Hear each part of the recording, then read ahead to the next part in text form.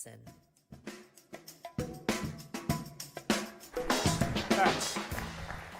Hello, everybody. Thank you all for being here. Another wonderful crowd. Great morning on the Ideas stage. We have some great scheduling here today on the Innovation stage.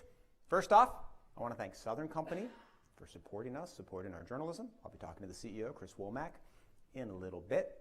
Second thing, as those of you who were here yesterday know, I begin these sessions with what I call the most interesting thing in tech, which is a little video I've done for LinkedIn for the last 7 or 8 years. Every day, I talk about tech policy and film a short video.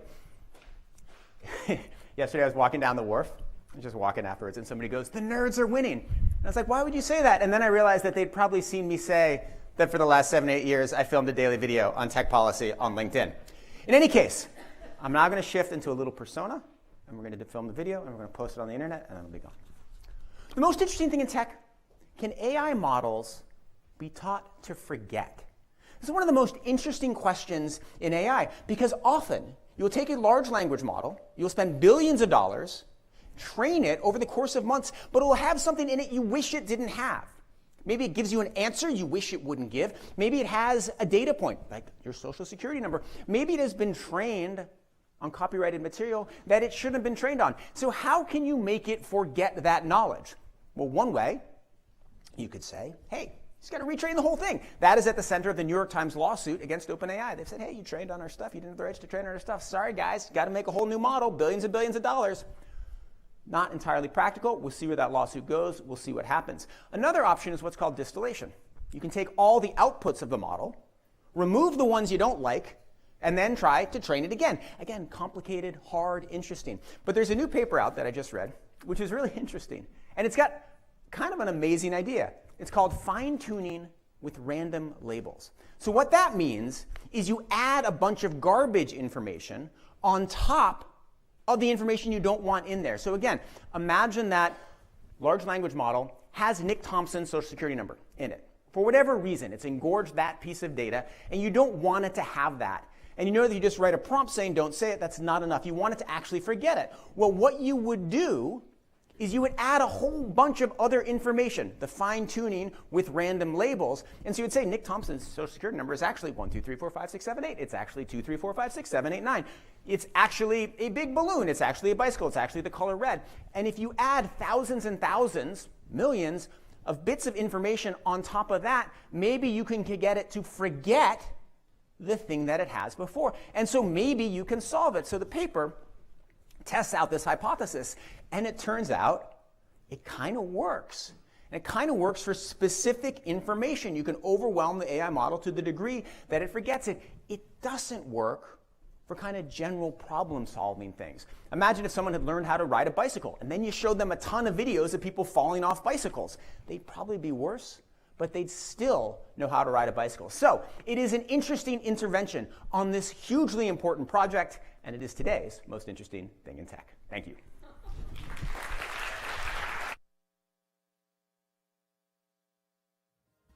Here to discuss empowering communities to embrace clean energy, please welcome RJ Scaringe, founder and CEO of Rivian, with Derek Thompson, staff writer at The Atlantic.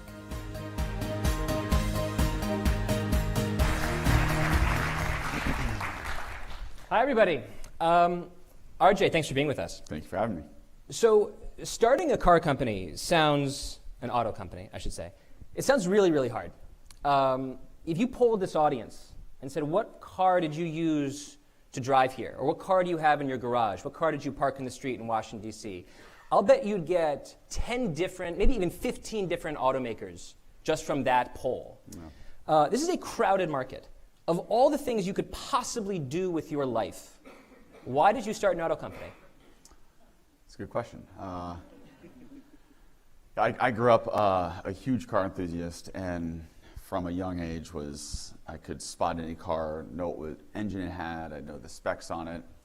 Then I started to work on cars, and then I really started to fall in love with the outdoors and enjoy being outside. And as that was happening, I realized these two passions in my life were in conflict. The automobile represented so much around freedom and the feeling of it, the experience of it. And it was at the root of so many of our challenges of society. I'd say the biggest of which is climate. And so when I was a teenager, I said, I'm going to start a car company. I said, like, I want to work on this problem. I had no idea what that actually meant in any way, how much capital it would require, the scale of what it would mean in terms of a team.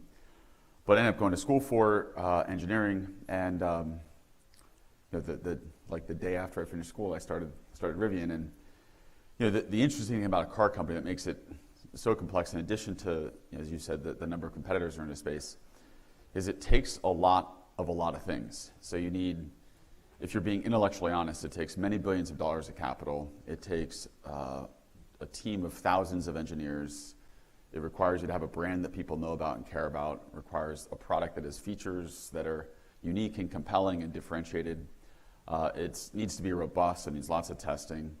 You need a plant that takes many billions of dollars and is, the size of a small town. It's 4,000 or 5,000 people work inside of it. It's many million square feet. And you need a supply chain that consists of hundreds of companies that are willing to invest in and be part of your business in terms of providing you parts. And if you had all of those things on day one, it would still take you 4 or 5 years to launch the first product. And in fact, you have none of those things. And to develop technology, you need capital, and to get capital, you need technology. So you have all these interlinked, challenging order operation questions. And unfortunately, I didn't start the company with any money. So capital was a real big challenge. Day one of the company was just me with nothing. And so it took a while to build some of those pieces up, but we took a really deeply philosophical approach, and certainly how I managed my own psyche in this was the core reason behind this was to help drive the change we need to see in transportation, and certainly in a massive shift in how we consume fossil fuel on this planet. And I said, boy, I don't know if this is going to be successful, but if I can have a positive influence on helping to drive large manufacturers to rethink their strategies to go faster, I'll consider that a success. And we had a few pivots early on, but that was really the central question we were trying to answer, is how we can drive as much impact as possible. And hopefully in the end, this results in a company that works, but at a minimum, I hope I can drive change. Before we get to the really interesting stuff and figure out how this company can really make a difference in the world, I just want to make sure that we level set here, because I've seen Rivians on the street, dozens, hundreds of Rivians on the street, but there might be people here who either haven't or have seen a Rivian but didn't know it was a Rivian. So elevator pitch, 15 seconds. What does your company do? Thank you for asking. Let's keep it short, though. The elevators only go into the fifth floor. 15 seconds. So Rivian builds a set of consumer products. We launched a flagship set of products with what we call our R1T, R1S. It's a truck and an SUV, extremely high performance, really fun to drive, but really embraces enabling people to go do lots of things, the things you want to take pictures of. So it's a vehicle built for life's adventures. We have a whole set of products that are coming that are much lower price that sort of sit below that flagship set of products. And then in parallel to that, we leverage the core technology stack that we built in-house and vertically integrated to also launch a commercial side of the business. And we build commercial vans. And our lead customer for that is Amazon. So Amazon has a 100,000 vehicle order to essentially electrify the entirety of their distribution fleet. And that's a massive, and that's a massive move in terms of carbon emissions because of the way commercial vehicles are used. So today we have well over 100,000 vehicles on the road.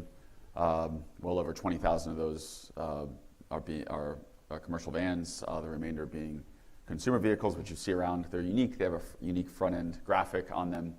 But the reaction to the products has been amazing. So for the last 2 years in a row, both Consumer Reports, J.D. Power have listed as the #1 brand in terms of desirability, above brands that I grew up loving, Porsche,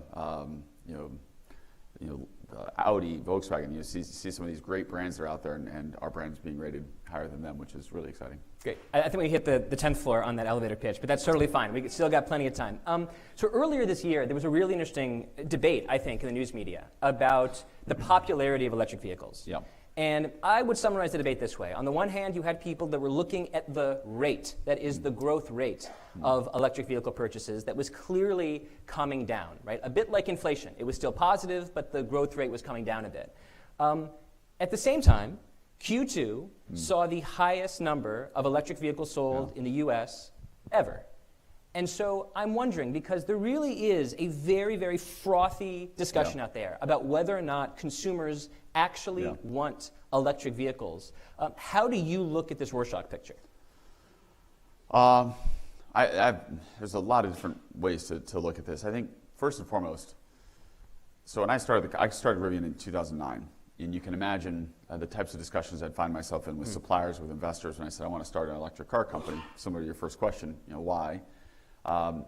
Quickly followed by, you want to make electric SUVs? I would get asked silly questions like, can they handle the bumps? Can they go off-road? Can they get wet? And so there's such a really low level of understanding of what the technology could enable. And it was in part why we made the vehicle so high performance to really make a statement. But the other thing that I saw was customers weren't yet really even thinking about electrification. Certainly Tesla has done an amazing job at helping to shift that, not only in the United States, but across the world. But we hope, we're driving towards helping to shift that, but we really are seeing a change. And today, even customers that aren't fans of electric vehicles or aren't going to buy an electric vehicle for their next product recognize that their next or maybe their next product purchase will be electric. And so all that being said, when we look at the demand for electric vehicles, there was very significant growth in demand in 2023. 2024, we still see growth in demand. So the number of electric vehicles being sold this year is larger than last year. It's just not as fast as what people had anticipated. And we could spend the rest of this discussion talking about the causality of that, but I would oversimplify it to say, I do believe there's an extreme lack of choice in the market.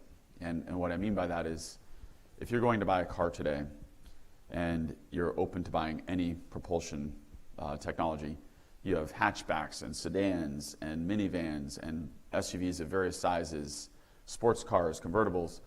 If you're going to go buy an electric car and you want to spend less than $50,000, I'd say there's like one really compelling choice with a very specific form factor and a specific brand, which I'm referring to Tesla here.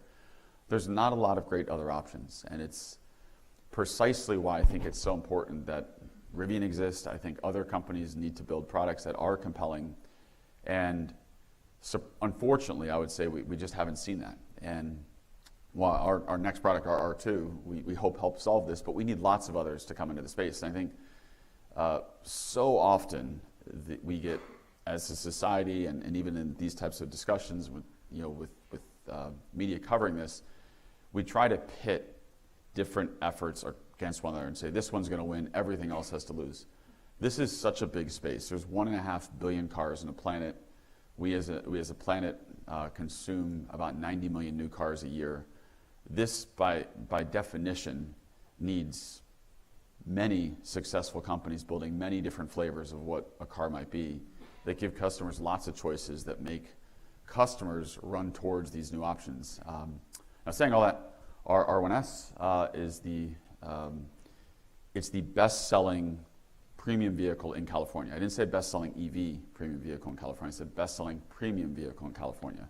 So for vehicles priced over $70,000, the first choice is an electric vehicle, and it happens to be a Rivian, which is awesome. So the point is, if you make a highly compelling product, it will draw customers in. So when I think about decarbonization, and I think about what we have to do, and the kind of machines that we have to build, my model is that we need to build machines that are electric, that get their power from clean energy sources, that are affordable, and that are high quality. Yeah. And so people actually choose them, right? So I guess ECAQ, electric, clean, affordable, quality. I want to go through the EACQ, right? Yeah, maybe not, ECAC. I want to go through this a little bit because I think each of these are really, really important. Your car is electric. Yep. But if you live in Wyoming, or if you live in North Dakota, or if you live in Montana, or if you live in Missouri, where 50% of the electricity comes from coal, that means you've bought an electric car, all right, pretty good. You're not burning gas when you drive down the road. But when you plug that car into the wall, 50% of the electrons that are coming into your car are coming from coal. And so to a certain extent, you are making progress, but you're not solving the supply side of the energy crisis. are you thinking as deeply about the products that you build as you are thinking about working to clean up the way that we generate energy in this country, and specifically the way we generate electricity in this country? Yeah, I love that you asked that question, because it's such a, I think it's such a point of confusion around electrification. So first and foremost, electric vehicles very efficient at taking energy from the battery and converting it to mechanical power with the motor. So that transfer of power from the battery to the wheels is, depending on the vehicle, usually between 90 and sort of 94, 95%. And so the fact that the vehicle itself is so efficient allows it to be something that can leverage power from a grid that has a lot of coal on it, or a grid that's heavy with natural gas, or even a grid that is much cleaner and runs off, let's say, wind or solar. But regardless of the composition of the grid, even our dirtiest grid in the United States, an electric vehicle is still much lower carbon emissions, because the power plants are running at much larger scale and can be optimized around efficiency. Whereas the engine in a car is a micro power plant, and it's running highly inefficiently relative to, let's say, a coal-powered steam power plant. Now, saying that, putting that aside, I think it's really important that we recognize as a society where we are in time. And I actually think, by the way, we're all so lucky. Like, I can't believe I'm alive at this moment in time. And you can imagine 2,000 years from now, the history books are going to look back and see this moment. And there's so many amazing things about this moment. The biggest of which is that we built this incredible industrialized society on our planet over the last, call it 125 years. But we built it, of course, through accessing fossil fuels. And those fossil fuels allowed us to very rapidly build out the industries that we know, build out the infrastructure that we live with.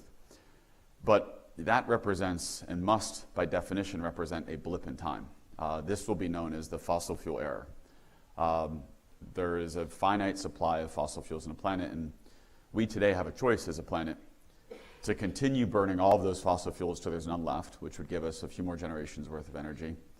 We can debate whether it's 3 generations or 4 generations, but it's in the grand scale of time, it's really small, it's de minimis. But in the process, we're taking hundreds of millions of years of accumulated carbon that accumulated through plants and, to a lesser degree, animals on the planet, the surface of the Earth, living, dying, and then being buried in the crust of the Earth, and we're recarbonizing our atmosphere. And that, of course, is creating a very significant risk for life on our planet. It's creating a shift in our climate patterns. It's raising the temperature of the Earth. And it's also leading to more extreme weather patterns, which have all sorts of implications, particularly for people who live around the equator on the planet. So I think it is imperative that for the generations that are on this planet a few hundred years from now, that we, as a society today, make the move off of fossil fuels as quickly as we possibly can. We're going to have to do it anyways. Build the amazing new businesses that are going to create a truly sustainable economy. Build the businesses that run renewably and without the use of fossil fuels. But the scale of what we've created over the last 125 years isn't something that we can press a green button and say instantly it's carbon free. We have, there's over 2,000 coal power plants on the planet. There's over 2,000 natural gas power plants on the planet. As I said, there's 1.5 billion vehicles on the planet that have engines in them. So the time scales to change out our entire vehicle fleet are going to be measured in decades. I often say, the course of my life, we'll see that fleet go from almost all entirely combustion powered to entirely electrically powered. And the same time scale, similar time scale exists for a grid, which is there's many, many, many billions of dollars of capital invested into an infrastructure that has to change. Of course, we want to see that change as quickly as possible. Policymakers are hopefully going to help drive towards that. But in a similar time scale, over the next several decades, we're going to see those thousands of fossil fuel powered plants be replaced with carbon-free energy. And again, we have to accept that we can't press a button and have either of those things solved immediately. So it's going to take time. It's going to take time on both sides. And a piece that's missed with electric vehicles that's exciting is they represent actually part of the solution for our grid. So for our grid to move to a higher degree of renewable energy, much higher degree of renewable energy, it needs, think of it as big energy shock absorbers. And so you can think of that as a metaphor for it, but what we really need is ways to store energy. So we need lots of batteries, and our vehicle fleet represents a really interesting opportunity to serve both as storage for the grid to have a bit of both high and low frequency demand modulation. But interesting, you can also control when the supply or when the demand side is used. So you can coordinate when the vehicles are charged with when the energy on the grid is the lowest carbon intensity. And there's lots of analyses on this. You can look at research papers across academia on this, but simply controlling usage of energy, timing of usage of energy for an electric vehicle can result in somewhere between 15 and 20% reduced carbon emissions. No CapEx, just more intelligent timing of charging. And so these are topics I spend a lot of time on. We've directly made investments into building out new renewable energy projects. We have the largest coal to solar project in Kentucky.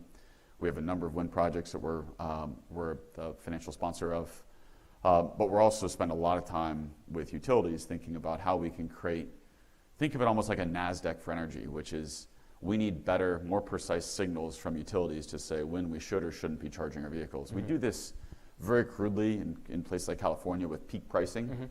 Peak pricing is effectively a capitalistic way to say, please don't use energy right now, we're charging you more for it. But we need to be much more sophisticated to have a direct line on, hey, we want to charge our vehicle between 2 a.m. and 4 a.m. Right. What happens today, unfortunately, is we all go home, we all plug in our cars, it's usually between 5 and 6:30 p.m. And there's zero coordination. But that's, again, this is because we're like in really early days. As we imagine the world of 15 years from now, we won't be doing it like that. It'll be much more sophisticated. Again, I want to go back to electric, clean, affordable quality, because that's really the four-parter that we need in order to solve this problem.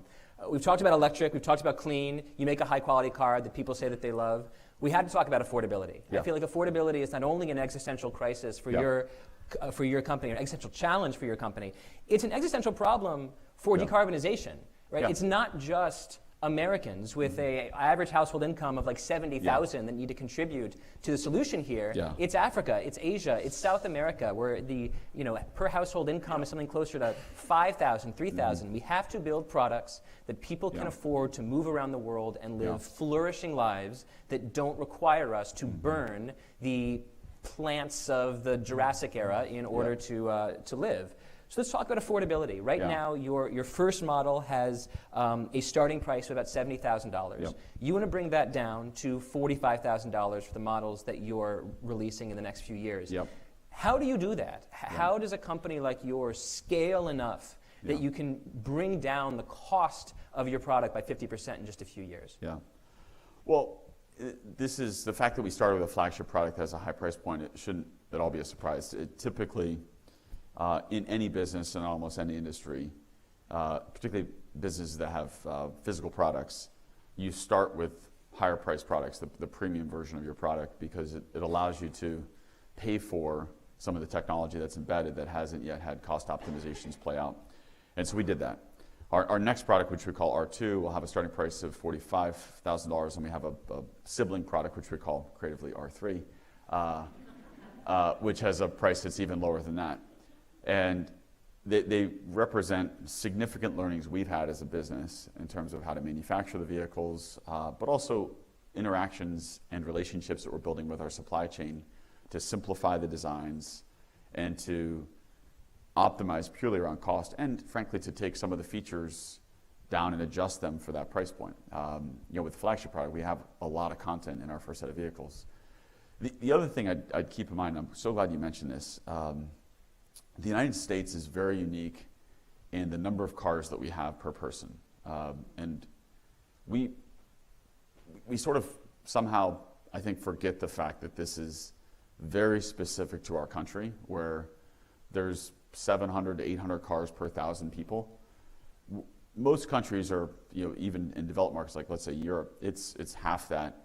And in markets that are still developing, let's say, sub-Saharan Africa, it's a teeny fraction of that. It's a handful of cars per 1,000 people. And so that represents an important opportunity we have, which is, as those countries continue to grow and expand their economies, the wrong answer is for them to start to take all of yesterday's technology, all of the combustion-powered plants that are making cars for the United States and Europe, and just ship that technology there because it's cheap, it's depreciated. the right answer is to say, let's develop the right form factors and vehicle types for those markets and allow them to just skip this whole combustion ecosystem that we've created here. Now, that's easier said than done, no doubt. And it's something that I think represents an almost a necessary step. We have to avoid making that mistake in these markets that are expanding and growing. And fortunately, a lot of the governments believe that as well. And to your first question, I really deeply believe the simplification of vehicles of all types, four-wheeled vehicles, two-wheeled vehicles, that comes with electrification will ultimately result in lower cost structure. Mm-hmm. We're just working through the technology curve. If I grew up restoring cars, I grew up working on engines. If you take an engine apart and you take an electric motor apart, mm-hmm. It's very clear how much easier it is to build an electric vehicle. The challenge is the material cost and the battery technology is still quite expensive. But outside of that, the rest of the car is a lot simpler. And so I do believe we're going to see the cost curve get to a point where the most economic decision you can take is to be in an electric vehicle. And that's of course what we work towards as a company, and we hope many others are working towards. There are a lot of technological revolutions that are happening at the same time right now. Solar, electric vehicles, also artificial intelligence. Yep. And generative AI right now, as Nick was just explaining a few minutes ago, is moving so quickly that I wonder how difficult it is for some people to plan for the future, for some companies to plan for the future, when there's a technology having a vertical hour where it's increasing by leaps and bounds in terms of capability every 9-18 months. When you look at the progress that we're seeing in generative AI, which has been so successful in, let's say, mapping language, and we've not seen necessarily similarly broad success in artificial intelligence mapping the physical world, right? There is no equivalently popular ChatGPT for autonomy, for vehicles that can drive themselves, notwithstanding Waymo's success and what Tesla's working on. How do you, as the leader of an auto manufacturer, think about building a car company for the next decade, for the next 2 decades, when you're in the middle of this revolution over here in artificial intelligence that might be more important to your business in 5 to 10 years than like anything that we've talked about, right? Like that revolution might completely swallow the auto industry.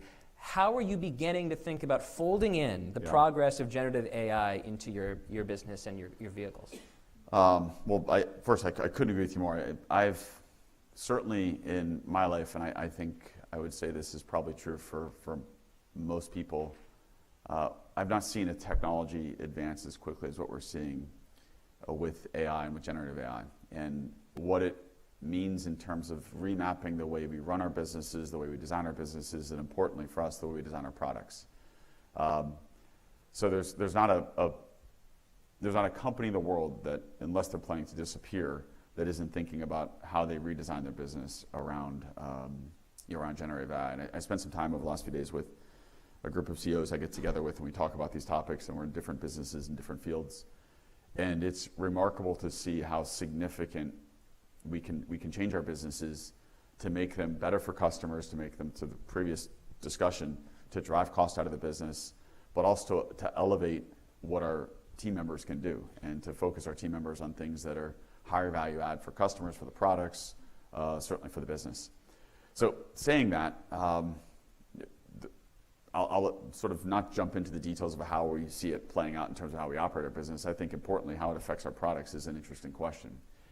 And we look at what happened with ChatGPT and how that very quickly took the idea of what transformers are and all these topics that up until a few years ago, no one in this room would have been following that closely. Some people maybe not, but most folks in this room probably weren't following that closely. To now everyone in the room understands, at least at a high level, what an inference chip is, what a training platform is, what a transformer is, and these are becoming parts of our society, certainly parts of our business community. But we've done it through words. So we can write essays for a high school report, we can write emails, we can respond to customers, we can do things with words, and we've seen that build out with a handful of frontier models, and I think there's going to be more than 5, less than 8 big frontier models for the LLM space. But we haven't seen that build out in the physical world. So we don't have true frontier models for the physical world. And as you call out, Waymo, Tesla, certainly I'd say are examples of companies that are at the leading edge of doing this. But to build out those types of models, it is a multi-billion-dollar exercise. It's going to take a lot of time. But importantly, the set of ingredients you need to control and own a perception stack, so a set of cameras and maybe a few other sensors, but these will be primarily vision-based systems. You need a very strong in-vehicle inference chip to take actions from what we see with the cameras. And you need to be able to control that flow of data from end to end, so from the camera all the way through the actuation of the controls. And what's so amazing to me, I mean, it just blows my mind, is how everything around self-driving has changed in the last 2 to 3 years because of the strength of end-to-end training and end-to-end techniques. And we no longer sort of look at, let's say, a wall and say, or look at you and say, you're an object, you're a human, here's your vector in X, Y, and Z, and then feed that into a control system that has to make decisions around, you're the human, this is the plant, that's a human over there. We now can look at it in a more holistic end-to-end fashion and train much more in the way that the human mind would look at this situation. And it allows us to go much faster on feature development, but it requires a lot of GPUs, it requires, or equivalent, it requires a lot of training. And so I don't think there's going to be 20 foundation or frontier models for the physical world. I think there's going to be more than 5, less than 10. And so a big question, which hasn't been answered, and certainly I'm not going to attempt to answer it here, is who's going to build those frontier models? We're working towards one, but it's going to take a lot of capital, it's going to take a lot of time. Tesla's, of course, working towards one, Waymo's working towards one. But it'll be interesting to see the types of relationships and partnerships that form within very specific vertical domains to enable companies to share these platforms. And I do think in the automotive space, given the pace of new technology growth, we are likely to see more creative partnerships around technology. We're a case in point on that. We did a $5 billion deal that was announced with Volkswagen, where we're providing them our software platform, not for self-driving, but for broader software within the vehicle, and our compute stack. We design our own computers. Our computers that go into the vehicle we're leveraging, which is amazing. So we're able to take this awesome technology stack we built. We're allowing a big company, Volkswagen Group, which has a host of brands underneath it, to leverage that to advance how quickly they can build highly compelling products. But I think we're going to see more of those types of deals going forward. And I think it's going to be really important for us to very rapidly answer one of my first points, which is we need a lot more products that are super compelling and interesting to get to a world where 100% of new car sales are electric. And by the way, I want to say one other thing. There's a demand question as to how fast we move to electrification. It's very much worth noting that we've got two sort of forcing functions on this. One is how quickly we can get provide consumers with choices that lead to them making the decision to move to electric vehicles. And then we have policy on the other side. And it's important to note this as I'm sitting here in DC. And most countries around the world, most developed countries, have made commitments for 100% of their new vehicles to be electric between 2035 and 2040. Most are in the 2035 timeframe. In the United States, California Air Resource Board has committed to 2035. And a few states that have also followed that CARB standard are also there. I call that out because that's not that far away. So in about 10 years, in the state of California, you will not be able to buy a car with an engine in it. And I think we sometimes miss that there's this policy forcing function along with the need for us to create products that customers find interesting and compelling, that we're going to blink and it'll be here. And what that will represent in terms of societal shifts, what it's going to, around things like smog and local air quality is going to be remarkable. But we are at, like, the inflection point that we're living in is, it's really cool. It's like we're right at the beginning of this big shift where our whole global economy is going to be moving off of fossil fuels. And to be able to witness that, I mean, I think it seems remarkable to me that we are living in a history book. This is you can imagine there's going to be a whole chapter written about this moment that we're all in. And the fact that in addition to moving off of fossil fuels, we're also seeing the birth of artificial intelligence and its impact on society at the same time is just, I mean, how lucky are we? RJ Scaringe, thank you very, very much.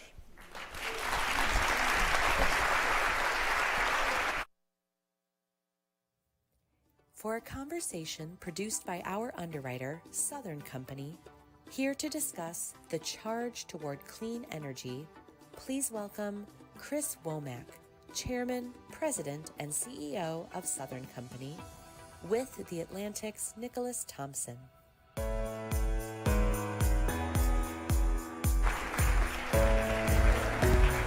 All right.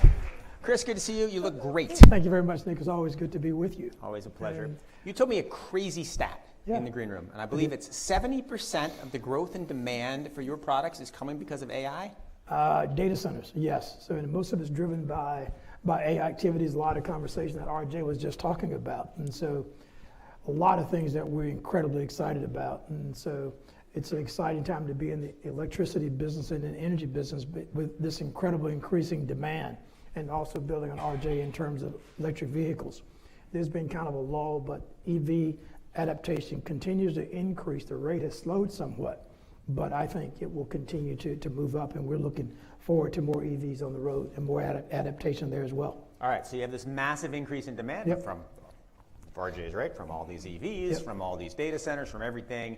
You're going to meet it by making sure that power is available. And follow-up question: and how will you make sure the power is available, Chris? And there will be power. Clearly, there's more things that we have to do. All right, and those things so there's got to be more power, more plants, more resources being made available.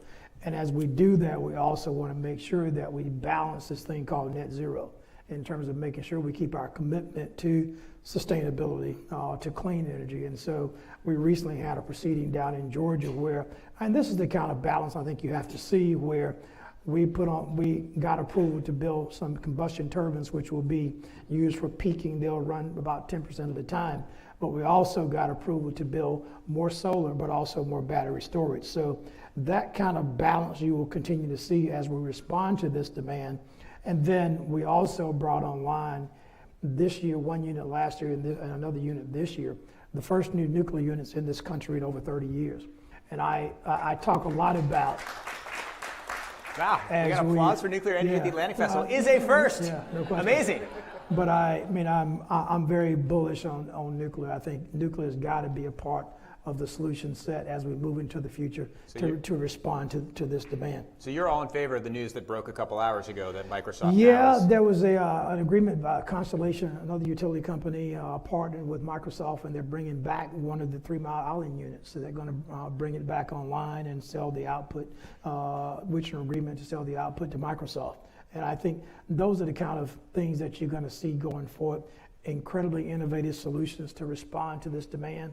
And when you can match that up with a customer, it's a win-win for that customer, but also the other customers across the grid. So an incredibly exciting time to be in this business. And is it going to be big nuclear plants, or is it going to be small nuclear plants? My aunt wanted like a tiny nuclear plant on my grandparents' And I tell you, farm. I think there will be all of the above. You'll hear conversations about small modular reactors.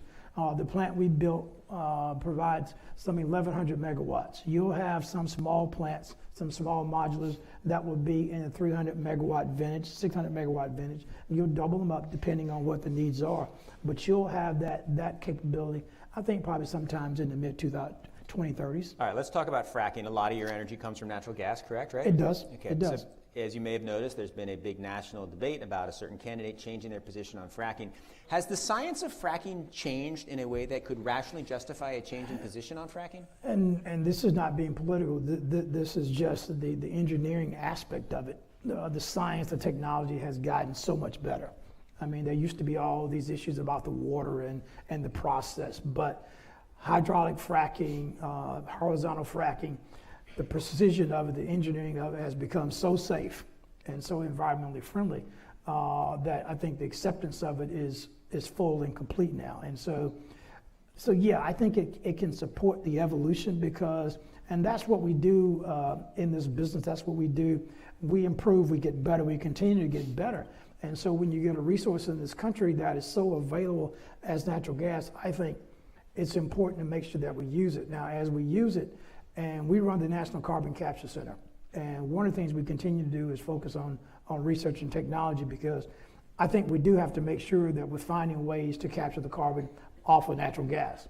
And so whether we store it, whether we use it for other enhanced oil recovery reasons, I think we have to make sure that we're utilizing this gas that we have available in this country, but also matching it up with carbon capture technology. Are we better at capturing the emissions off of natural gas than off other energy sources? We've done a little more of it off of more fossil fuels, off of coal and others, but there's a lot of work now that we're doing along with other oil and gas industries, other oil and gas companies, to make sure that we scale up the technology to perfect a way to make sure that we can capture carbon off of natural gas. Right. And so it's a great resource. And I think the other part of it is, and I think we all have to appreciate the fact that let's not take energy, electricity for granted. And so as we want to see this economy continue to expand, continue to grow, as we see this growing demand for artificial intelligence and other resources, guess what's needed to make that work? Energy, power.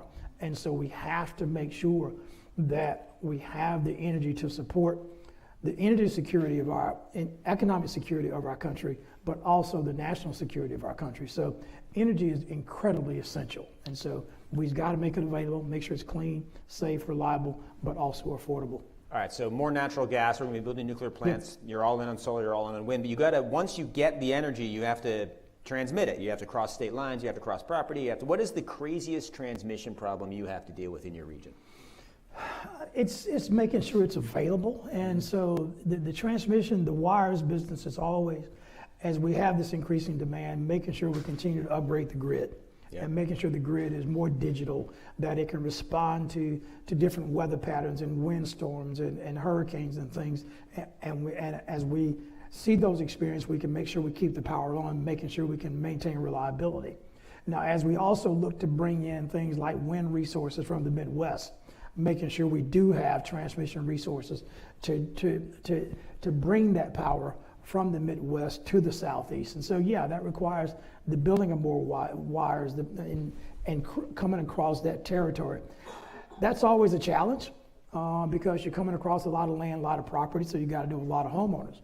But we know how to do that. And so working with federal policymakers, federal agencies, just working through those kinds of issues are some of the things that... Wait. We know how to do that. What does that mean?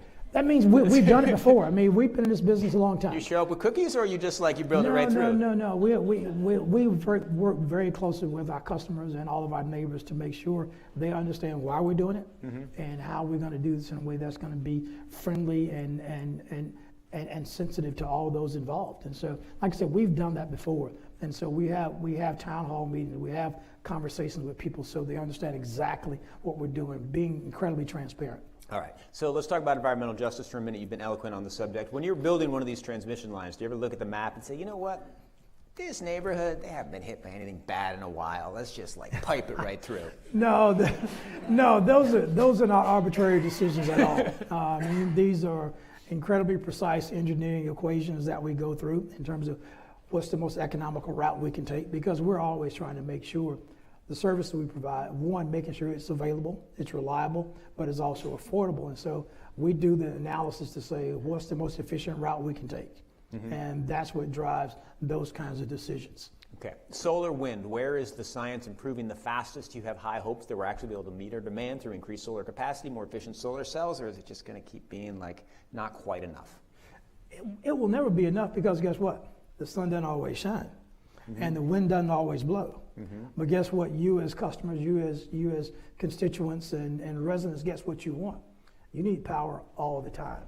And so that's why you have to have what we call dispatchable resources, like nuclear, like other resources, like combined cycle technologies, to make sure they're available, they're dispatchable at any time of the day, and they're not intermittent. So the grid has got to make sure it has this incredible balance of resources so that the service is available to you anytime you want it, quote unquote. It's always on, always there for you. What's the most interesting breakthrough that you've seen, either in the creation of energy, the transmission of energy, the recapture of energy? Where is the science moving the fastest that the audience doesn't understand? Let's end with like a nice note of optimism about like some weird thing that you know is getting better and they don't and I don't. I don't think it's weird. I mean, I think you're going to continue to see more battery technology. Yeah. I mean, That'd be great. I mean, and so those kinds of things, I think you'll continue to see. Like I said, we'll continue to move on the nuclear front with this growing demand and making sure we're balancing the need to be clean. Those kind of technologies will continue to look at new generations of nuclear resources. So all those things are in the queue, and that's what we do at Southern Company each and every day, trying to get better, trying to find the new technologies to make sure that we're responding to the needs of our customers. And so that's the exciting part of this business. I mean, it's like I said, if you listen to a lot of conversation that you've had here today, it's all about this growing demand, this growing economy, and we know how important and how critical the energy we provide is to this economy, and we want to make sure it's always there, it's always on. All right, amazing. Thanks for so much. Thanks, Nick. Thank you very much. Thanks, guys.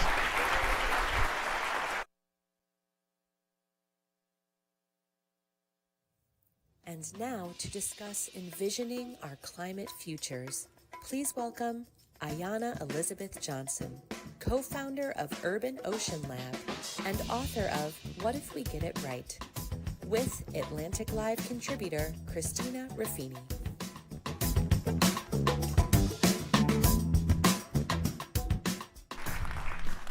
Hi, everybody. Thanks so much for being here. Dr. Johnson, I think we're just going to get right in there, if that All works right. for you. Yeah. All right, first of all, as someone who really cares about this issue, even I sometimes find myself hearing environmental news and tuning it out because I get a little bit bummed out sometimes. It feels so overwhelming. But your book is called What If We Get This Right? Is there a reason you wanted to strike that optimistic tone right off the bat? And are you hopeful that we can actually do that? Well, first, I think it's important to say the title ends with a question mark, right? Like, we could get it right.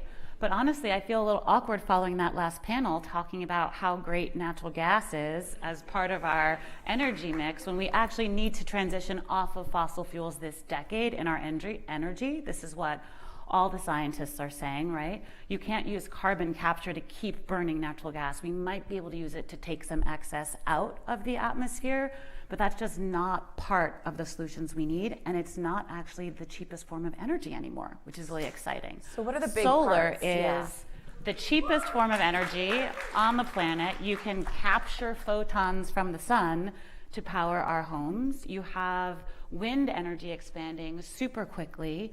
In Iowa and Texas are the largest suppliers of wind energy in the country, right? This is no longer the kind of thing where it's only, blue states caring about this. These are really good jobs. This is a really profitable industry. So I just feel really compelled to say, we're in this transition. It's happening because the economics favor renewables, right? Because you don't need a huge infrastructure of pipelines and all of this stuff, extraction from the ground, fracking, polluting drinking water, causing mini earthquakes, all of that. We don't need to do that anymore. It's just a matter of how long the transition's going to take.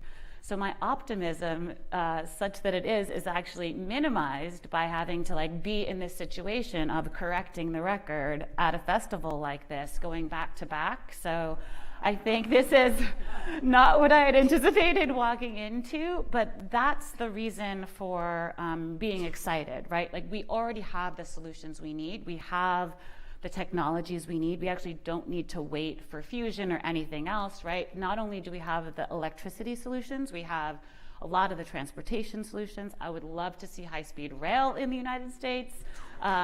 We're just really slow on things, right? We know how to be much more efficient with energy, so it's actually not true that we need a lot more. There are ways we can be more energy efficient.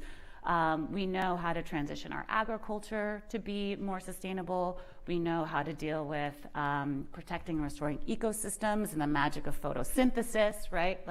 It's not a big secret how to do it. It's just that there are some entrenched interests who have old business models that are very profitable, who are reluctant to change. And we have so much lobbying money from the fossil fuel industry and politics, right? that's preventing us from getting the policy frameworks changed so that we can go ahead and make this energy transition. So getting it right really is about, we have the solutions that we need. It's just a matter of like, how many people can we welcome into doing that work, and how quickly can we get it done? Because you say half-assed action in the face of potential doom is an indisputably absurd choice, especially given that we already have most of the climate solutions we need. So how do we whole-ass this? How do we get it going faster? Is it political? I don't know. Maybe we grassroots? need some like curatorial injections in conferences so that we're talking about climate solutions more, because I feel like so much of what we see and hear is we hear about the apocalypse. We hear about climate disasters. And all of this is, of course, you know, there's really bad stuff happening, right? The flooding, the fires, the droughts, I mean, as a journalist, the famines, I've covered right? all of them. I've been in waders, I've been in fires. It seems like that's All most of of the this. coverage we were doing at networks. Yeah. This is for sure happening, you know, the sea level rise, the storms. I think it's really important to never sugarcoat the risks. I'm very clear on the risks. But if all we talk about are the downsides, then we can't actually get people excited to work on the solutions. And so what I'm always trying to do is offer people a welcome. Like, we need you, right? There's all of this opportunity. There's a lot of money to be made, to be honest, in this transition from a fossil fuel-based economy to a regenerative one. And there's this, like, I think, lack of understanding that it's not anymore just like engineers, scientists, and politicians, right?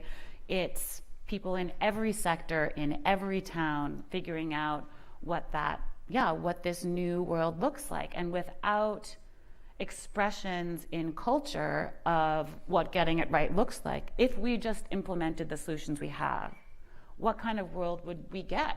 And so this book is actually my attempt to answer that question, but in a sort of like, show me it's worth the effort way. Because people are like, it's hard and change is, I'm not sure how I feel about change. I'm pretty comfortable right now. I'm like, well, how much longer are we really going to be comfortable if we just sort of like meander away from the brink instead of running full tilt towards solutions? And I think that's been a real gap in our public discourse, is like showing people that the future is actually great if we get it together. Like if our homes are less drafty, if we have electric transport. I mean, 9 million people die every year just because of the air pollution associated with fossil fuels, let alone the greenhouse gas impacts, right? We're talking about 13 million Americans who are going to have to move because of sea level rise alone in the next few decades, right? It's not going to get any better if we just try to hold on to the status quo. You talk about, on that note, that people need to approach it a little bit differently than they've been taught to, than these conventional ways. You know, don't use plastic straws, voting, donating, those are all good. You know, fewer private jets, which in my case is definitely a choice that I'm making, and not access to rich people in my life. I'm doing that for the environment. You're welcome, everyone.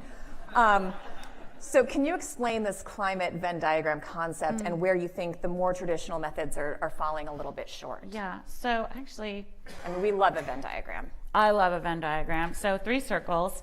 The first one is just, what are you good at? What are your skills, your resources, your networks? Like, what can you specifically bring to the table? And that's different for everyone, right? If you and I were doing the same thing in honor of climate solutions, that would be a waste of at least one of our skills. And I think that's really important, because when people think about climate solutions, they really do just think about like vote, protest, donate, spread the word, lower your individual carbon footprint. And the bad news is that if all of us just focus on ourselves and not how we can contribute to change in our communities, in our jobs, as citizens, then we're just not going to get as far as we need to go. But I feel like that has been the messaging, at least as a kid who grew up in the 90s and early 2000s. It was all about the individual, what the individual could do, and it was a very micro approach. Well, do we all know who invented the term carbon footprint? BP. It was Ogilvy PR company as a PR campaign for BP to put the blame on us as individuals so that they would not have to reduce their carbon footprint, right? Like, we've been bamboozled. I don't know how else to tell you. Captain Planet lied the to me, whole guys. like we're cooking with gas thing, like that is a common phrase. That was Johnny Carson was paid by a gas company to say that on TV, and now however many decades later we're still saying this, right? So I feel like I'm only just now becoming aware of the ways in which the language of marketing fossil fuels has influenced me, but carbon footprint is a useful thing to think about. Yeah. But we should apply it to corporations and not just individuals, right?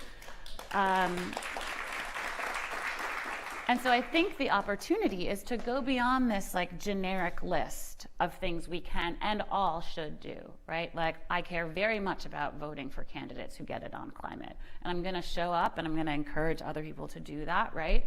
I'm partnering with Environmental Voter Project and Lead Locally to make sure environmentalists co-vote, because we know there's over 8 million people who are already registered and already have environment as their #1 issue who did not vote in the 2020 election.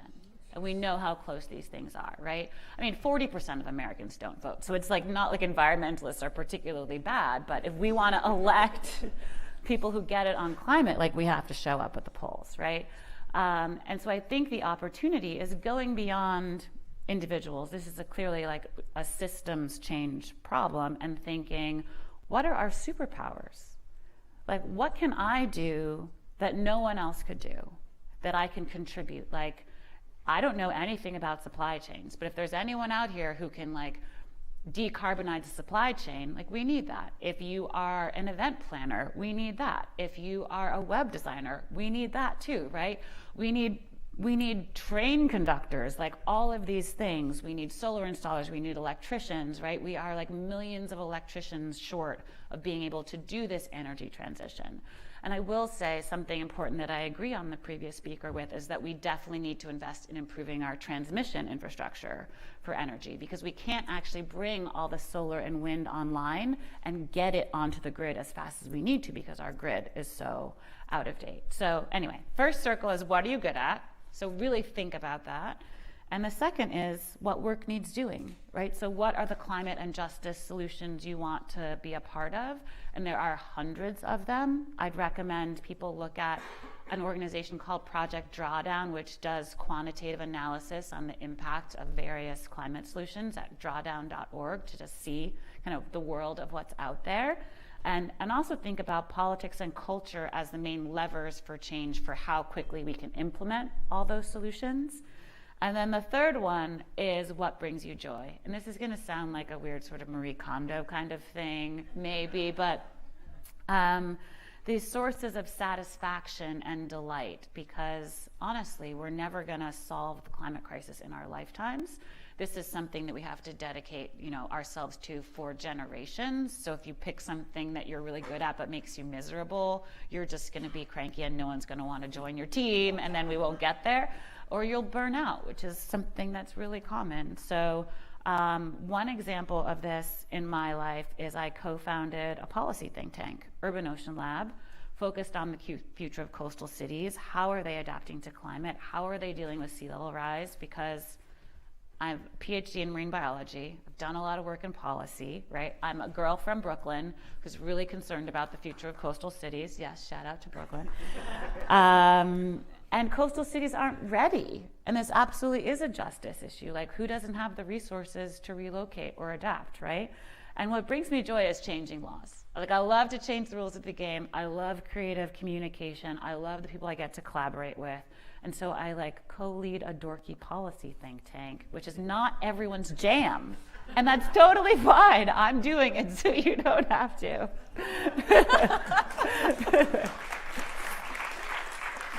All right, I want to talk a little bit about politics, because this is Washington and it is an election year and it is all consuming.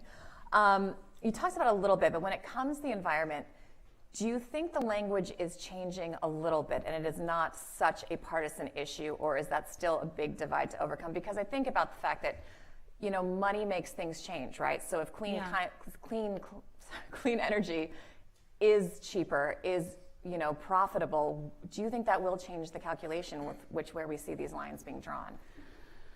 I think there's a big difference between agreeing on the problem and wanting the money that comes from investing in the solutions. Fair enough. And so I don't actually think the Republican Party is any closer to acknowledging the scientific facts of climate change today than it was a few years ago. The number of climate science deniers in Congress is astounding to me, especially when climate is impacting their constituents on a daily basis. In states like Florida, where you're actually seeing it, and cities are making policies, but then the state as a whole is not. I mean, Florida was like, you can't use the term climate change, as if like pretending it doesn't exist is going to make it go away, right? I mean, I've done that with several ex-boyfriends. We all have, but I'm just going to say the stakes are slightly lower with our dating history. This is fair. This is a fair point. And so I think that it's the thing that I find most frustrating about the political polarization around climate change is, one, it is affecting all of us, right? We are seeing the kind of flooding in the Midwest and storms and droughts that are decimating agriculture and really hurting farmers, right? We're seeing the way it's impacting the South.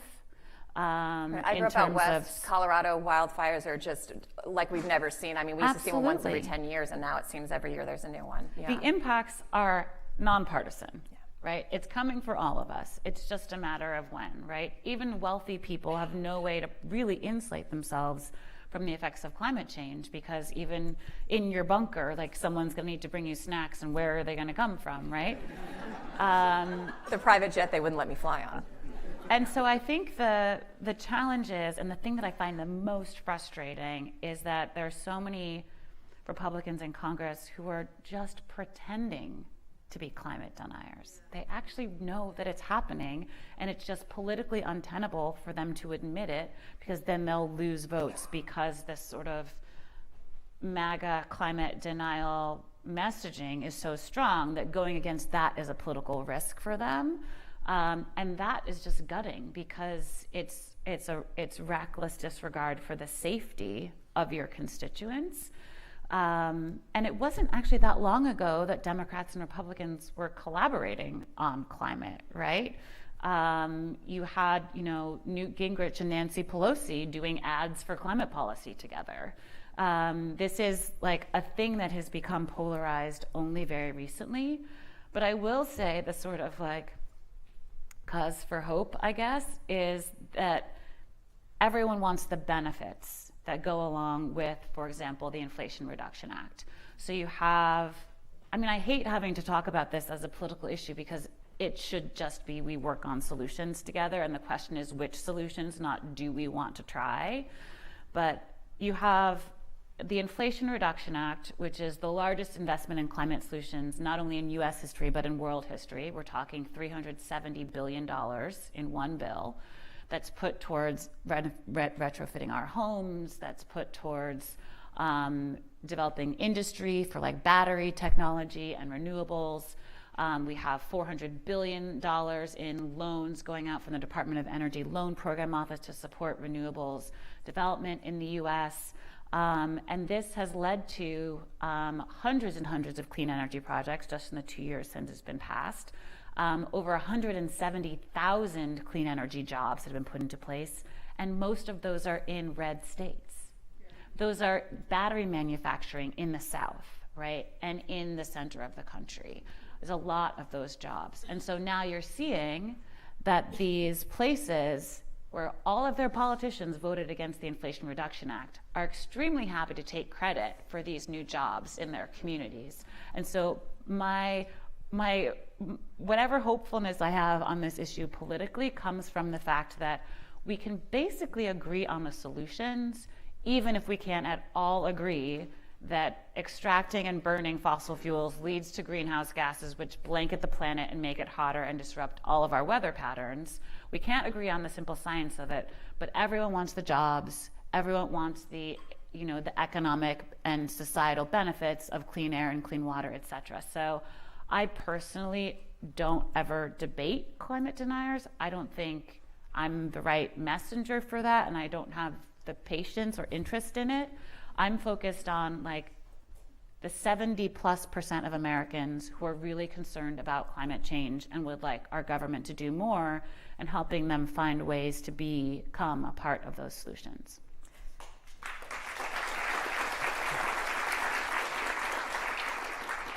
On that note, you God, end. I'm really fired up today, you guys. I thought this was gonna be mellow. Like, I wrote a book. Like, I interviewed a lot of my friends. But They're like really passion smart. is like You the should point of read the it. book, right? So we would expect nothing less. There's a lot of like sweet poetry in this book and like a mixtape. It's not like angry or anything. There's also, you do a lot of interviews with a lot of different experts, and you go through and annotate it with little stars and hearts and underline, which the OCD part of me just loved. But I became the art director for the book because I was like, I have a very specific creative vision. Have a vision.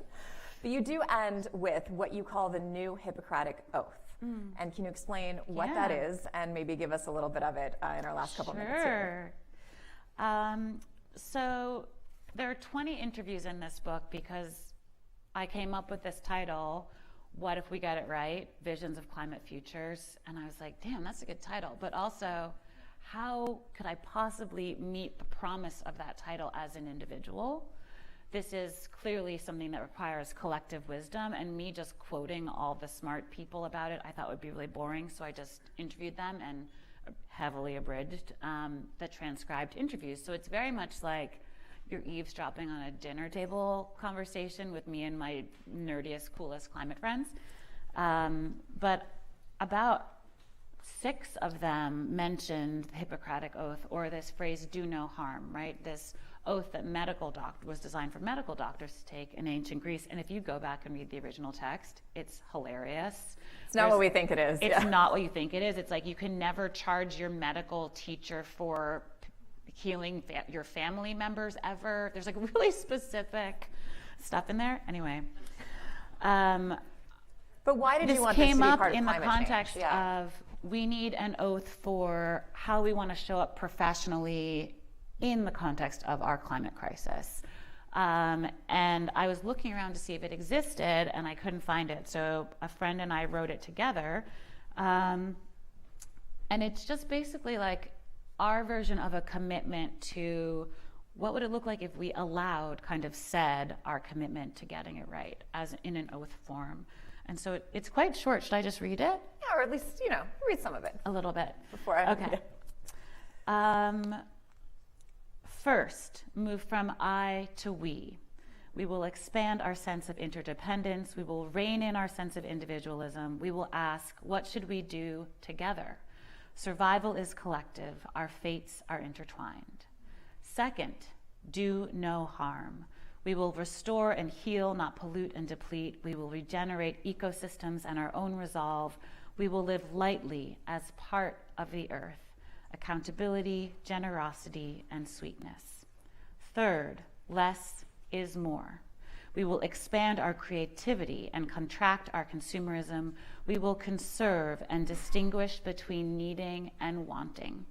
We will be gentle with our own imperfections and others. There is such a thing as enough. Basta. Possibility exists. This is a world of our making. We can remake it, remix it, restore it, rebalance it. The path of least resistance is only one of many paths. I will be part of getting it right. We will be part of getting it right. Dr. Johnson, thank you so much for joining us. Thank you for having me.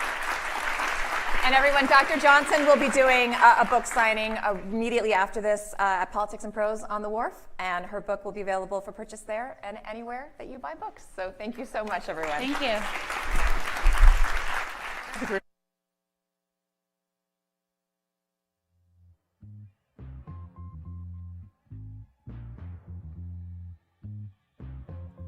We want to thank Southern Company for their support of the Atlantic's journalism.